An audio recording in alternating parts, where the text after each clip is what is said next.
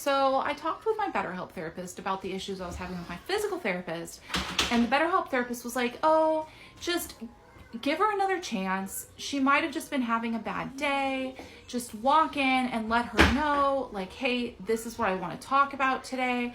And maybe, try to pause a little more when you talk or you go to explain something, which made sense. So I said, okay.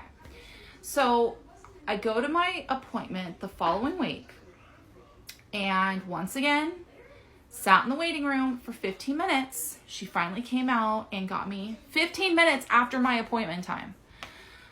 We go in, and she's kind of like snotty right off the bat. And she's like, so what do you want to talk about today? And I said, okay, well, I would like to talk about the issues that I have with my in-laws. So this appointment happened shortly after the Thanksgiving 2018 incident with my father-in-law. If you don't know what I'm talking about, go back and find that video, because wow. So I go into this appointment and I'm trying to explain to the therapist how I feel that it is not safe for my kids or for me to be around my in-laws.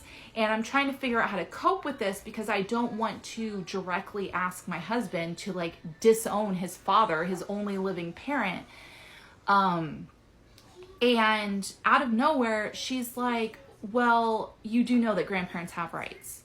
And I said, oh, no, they actually don't. And she wanted to argue with me. Kept saying, yeah, they do. They have rights, and they can come and they can take you to court and they can see those kids.